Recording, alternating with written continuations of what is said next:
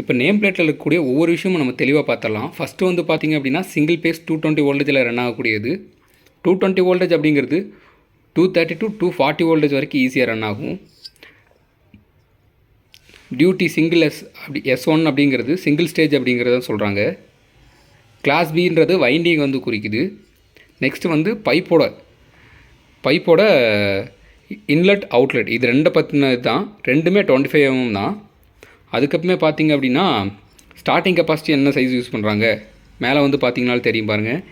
80 × 80/100 MFD use பண்ணுறாங்க. Speed நார்மலான ஒரு ஃபோர் போலோட ஸ்பீடு வந்து பார்த்திங்க அப்படின்னா 1440 தான் இருக்கும். அவரேஜபிள் சேம் அதே தான் கொடுத்துருக்காங்க. நெக்ஸ்ட்டு வந்து பார்த்திங்க அப்படின்னா எவ்வளோ கிலோவாட்ஸ் எத்தனை ஹெச்பி, எவ்வளோ கிலோவாட்ஸ் 0.75 கிலோவாட்ஸ் பவர் வந்து எடுத்துக்கும். 1 HP தான்.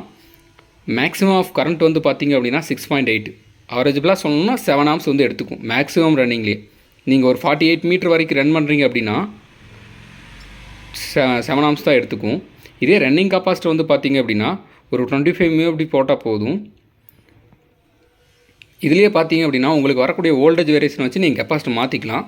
அது வந்து உங்களோட நாலேஜபிளை பொறுத்து தான் உங்களுக்கு எந்த அளவு வோல்டேஜ் வருது அப்படிங்கிறத. செகண்ட் ஹெட் ரேஞ்ச் வந்து பார்த்திங்க அப்படின்னா 9 to 42 மீட்ரு. 9 மீட்டரில் ரன் பண்ணும்போது டிஸ்சார்ஜ் வந்து 3500 லிட்டர் வந்து வரும். இதே 42 மீட்டரில் வந்து வரும்போது 400 லிட்டர் தான் டிஸ்சார்ஜ் வந்து வரும் பர் ஹவருக்கு. ஏன்னா இது வந்து மேக்ஸிமம் சர்ஃபேஸில் யூஸ் பண்ணக்கூடிய மோட்ரு தான். அதனால தான் இதோட ஹெட் வந்து இந்த அளவு கம்மியாக இருக்குது. நீங்கள் ஆக்சுவலாக இது ஆயில் பர்பஸ்க்கு யூஸ் பண்ணிங்கனாலும் நல்லா தான் இருக்கும். உங்களுக்கு இந்த மாதிரி இன்ட்ரெஸ்டிங்கான தகவல் வேணும்னா நம்ம சேனலை சப்ஸ்கிரைப் பண்ணுங்கள். தேங்க்யூ.